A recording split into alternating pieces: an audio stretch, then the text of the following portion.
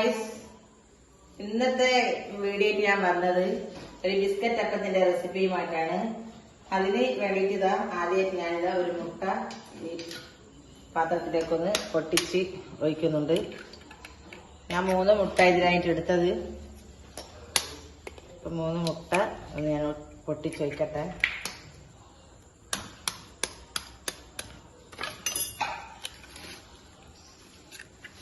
ഇപ്പൊ ഈ മുട്ടയിലേക്ക് ഇത്തിരി ഉപ്പ് ഇട്ട് കൊടുക്കുന്നുണ്ട്.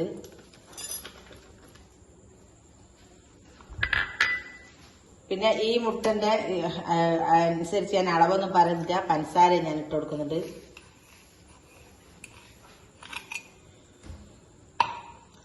മുട്ടയും പഞ്ചസാര നല്ലോണം കലക്കിയെടുക്കാം. മുട്ടയിൽ പഞ്ചസാര നല്ലോണം കരഞ്ഞു വരുന്നവരെ നല്ലോണം അടിച്ചു കൊടുക്കാം. ഈ സ്പൂണോ അല്ലെങ്കിൽ എടുത്ത് നല്ലോണം പഞ്ചസാര നല്ലോണം കലങ്ങുന്നവരെ നല്ലോണം ഇതേപോലെ അടിച്ചു കൊടുക്കാം.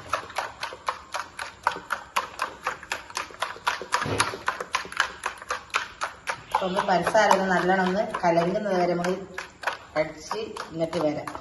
അപ്പൊ നമ്മളെ മുട്ടയിൽ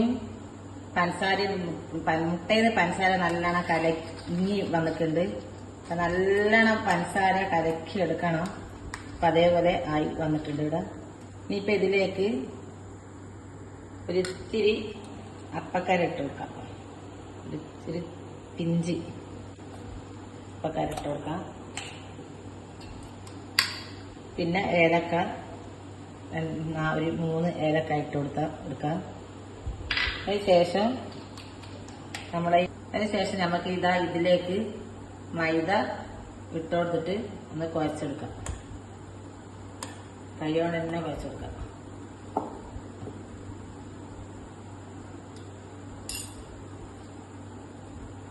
ഇത് കുറച്ച് റവയും ഇട്ട് കൊടുക്കാം.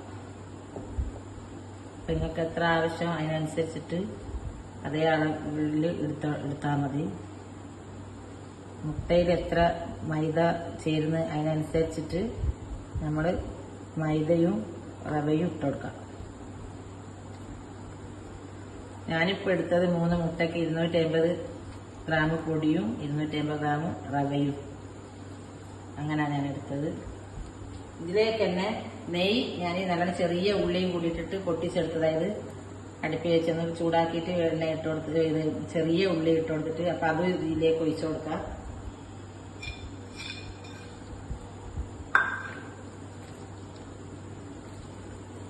പൊടി ഇട്ട് കൊടുക്കാം.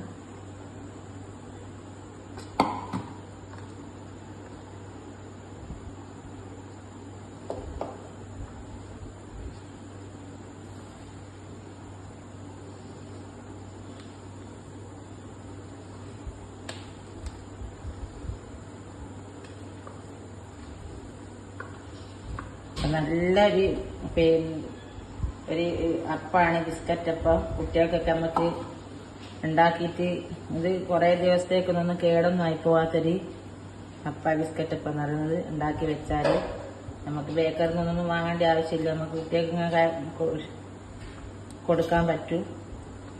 അപ്പൊ എന്റെ വീഡിയോ കാണുന്ന ആരെങ്കിലും ഉണ്ടെങ്കിൽ വീഡിയോ ഇഷ്ടപ്പെട്ടാലൊന്ന് സബ്സ്ക്രൈബ് ചെയ്യുക, ലൈക്ക് ചെയ്യുക, ഷെയർ ചെയ്യുക. ചേർക്കാൻ മുട്ടയിൽ തന്നെ നമ്മളിത് ഈ പൊടി ഇതും കുഴച്ചെടുക്കണം. അപ്പൊ ഞാനിതൊന്ന് കുഴച്ചിട്ട് വരാം. നമ്മളെ ബിസ്ക്കറ്റ് അപ്പത്തിന്റെ മാവ് ഞാനിത് നല്ലോണം കുഴച്ചെടുത്തിട്ടുണ്ട്. അപ്പൊ ഇതിൽ നിന്ന് ചെറിയ ഓരോരോ ഉരുളകളായിട്ട് എടുത്തിട്ട് പരത്തിയെടുക്കാം. അപ്പൊ ഞാനിതൊരു കുറച്ച് എടുത്ത് ഞാൻ ഉരുളാക്കി വെച്ചിട്ടുണ്ട്. ഇതൊന്ന് നമുക്ക് പൊടി ഇട്ടിട്ട് ഒന്ന് പരത്തിയെടുക്കാം. ഇതേപോലെ ഒന്ന് പരത്താം.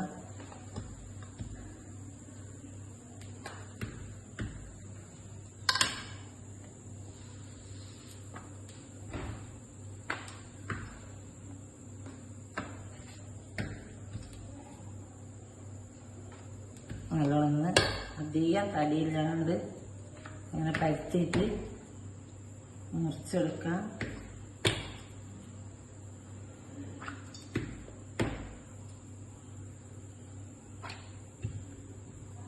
ഇതേപോലെ ഒന്ന് പരത്തി എടുത്തിട്ട് എന്നിട്ട് ഞാൻ ഇതേപോലെ ഒന്ന് അങ്ങനെ മുറിച്ചെടുക്കാം.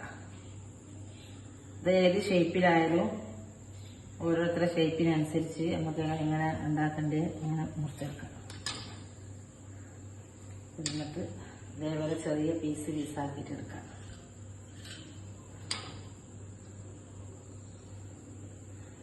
ഇതിലേക്ക് അതുപോലെ തന്നെ ഇതേപോലെ ചെറുതാക്കി എടുക്കാം.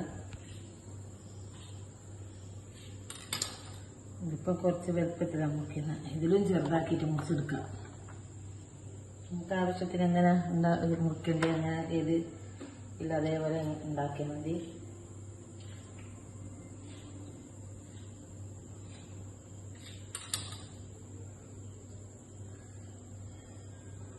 ഇത് ഉണ്ടാക്കി വെച്ചാൽ കേടൊന്നും പെട്ടെന്നായിട്ടില്ല. നമുക്ക് കുറേ ദിവസം ഉപയോഗിക്കില്ല.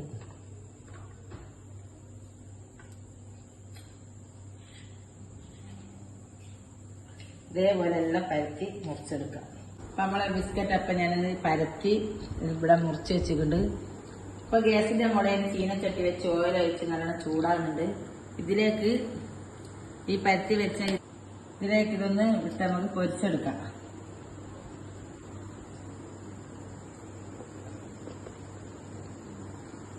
പൊരിച്ച് ചൂടായ എണ്ണയിലൊന്ന് തീയൊന്ന് കുറച്ച് വെച്ച് കൊടുത്തിട്ട് മറ്റേത് കരിഞ്ഞു പോവും. റവയും ഉള്ള കൊണ്ടിട്ട് പെട്ടെന്ന് ഇപ്പം നല്ലോണം ഒന്ന് വെന്ത് വരാൻ വേണ്ടിയിട്ട് നല്ലോണം ചൂടായ എണ്ണ ഇട്ടിട്ടൊന്ന് തീയൊന്ന് ചെറുതായി കൊടുത്താൽ മതി.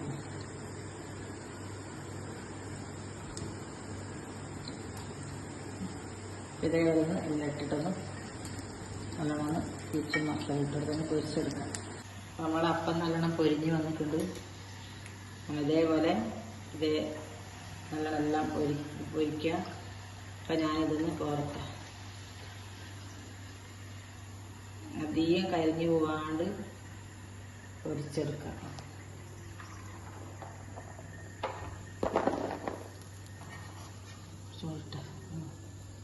ഇതെല്ലാം കോരിയെടുത്ത് അടുത്തത് കൂടി ഇട്ട് കൊടുക്കാം. നമുക്ക് ഇതിലേക്ക് കുറച്ച് ഇങ്ങനെ ഇട്ട് കൊടുത്ത് നല്ലോണം പൊരിച്ചെടുക്കാം.